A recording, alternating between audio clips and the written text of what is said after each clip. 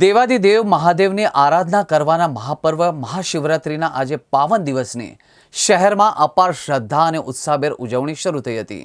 વડોદરા શહેરમાં આજે પરંપરાગત રીતે શિવ પરિવાર સાથે ભવ્યાતિભવ્ય શિવજી કી સવારી નીકળી હતી।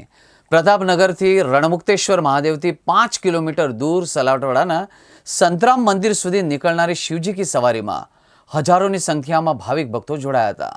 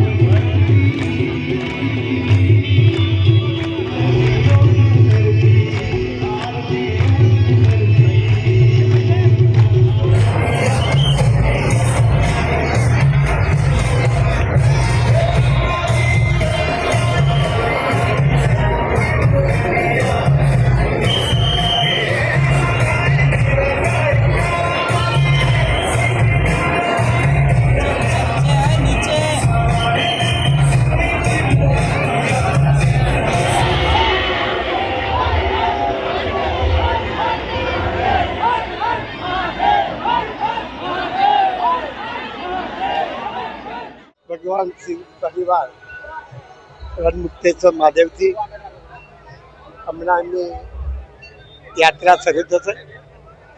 વડોદરા શહેરના ભાવિક ભક્તોને વિનંતી, દર વર્ષ મુજબ શાંતિથી આ યાત્રા પસાર થાય।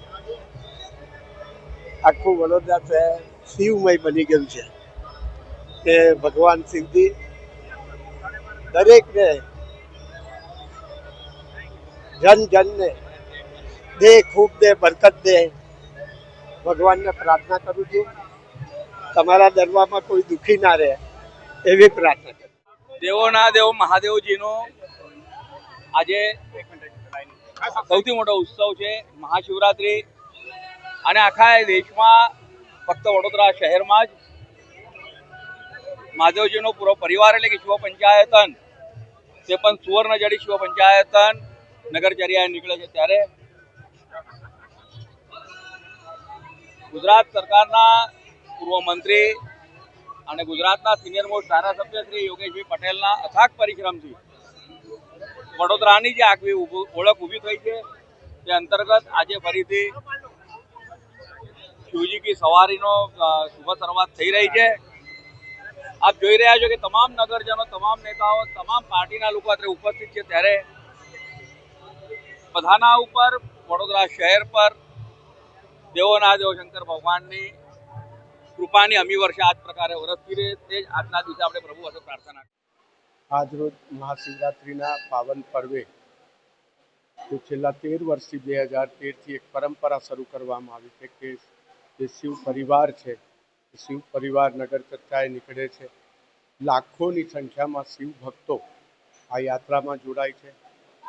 આજ રોજ પણ પરંપરા મુજબ અહીંયા અત્રે રણમુક્તેશ્વર મહાદેવ ખાતેથી શિવજીની સવારીની યાત્રા જે છે એની શુભ શરૂઆત થનાર છે અને લાખોની સંખ્યામાં શિવ ભક્તો નગરજનો તેની રાહ જોઈને બેસી રહ્યા છે કે શિવ ભક્તો આજે એક ભક્તિનું ઘોડાપુર સમાન ભક્તિનો સાગર ઉમળાય એ પ્રકારે ઉત્સાહ જોવા મળી રહ્યો છે।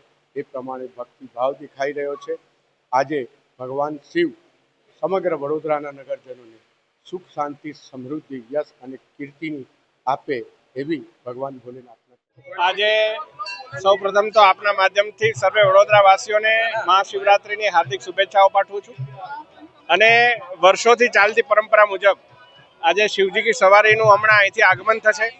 પહેલા આરતી થશે ને ત્યારબાદ રંગે ચંગે શિવજી સવારી લઈને નીકળવાના છે અને સાંજે સર્વેશ્વર મહાદેવની જ્યારે મહાઆરતી થવા જઈ રહી છે ત્યારે સમગ્ર વડોદરા વાસીઓને જ્યારે આ શિવમય વડોદરા થઈ રહ્યું છે માટે પણ કરી રહ્યો છે। આમ તો જોવા જઈએ તો સર સયાજીરાવ ગાયકવાડે બી નવનાથ મંદિરો બનાવ્યા હતા આ શહેરની રક્ષા કરવા માટે, પણ સાવલીના સ્વામીજીની આજ્ઞાથી ભાઈ યોગેશને એક જવાબદારી સોંપી કે આ એક વડોદરા શહેરની અંદર એક ભવ્ય મંદિર શંકર ભગવાનનું બને અને એ આજ્ઞાનું પાલન કરતા એમને એક શરૂઆત કરી, એક થોટ, એક વિચાર મૂકીને શરૂઆત કરી. પહેલા શિવજીની પ્રતિમા ઊભી કરી અને એના પછી સોનાનું મંડપ ચડાવ્યું. સવાલ એ છે કે એક વિચાર મૂકવું અને વિચારને સાકાર કરવું એ યોગેશ અને યોગેશભાઈના લોકો જેવા જ કરી શકે છે. આજે આ વડોદરા શહેરનું નજરાનું બની ગયું છે. હું તો કહું છું કે દર વર્ષે દિવસે ને દિવસે આ મેળો ઉભરતો જાય છે અને ખૂબ લોકો આવતા જાય છે. આ અમારી દીકરી બી આવી છે. એટલે કહેવાનો ભાવાર્થ મારો એટલો જ છે કે આ નજરાનું હંમેશા રહે, ચાલતું રહે, શંકર ભગવાનના આશીર્વાદ રહે, શિવની સવારી ચાલતી રહે અને શિવની સવારી આખા દુનિયામાં પ્રચલિત થતી હોય ત્યારે શિવ ભક્તોને કેટલું જ કહીશ કે એના આશીર્વાદ મેળવવા માટે નજરાનું જે આપ્યું છે એ નજરાની ભેટ આ વડોદરા શહેરને આશીર્વાદ બને, શંકર ભગવાનના આશીર્વાદ રહે, શિવની સવારીના આશીર્વાદ બને અને મહેરામણનું એકજૂટ થઈ આ શહેરની પ્રગતિ તરફ આગળ વધે એ જ અભ્યર્થના સાથે જય હિન્દ, જય ભારત.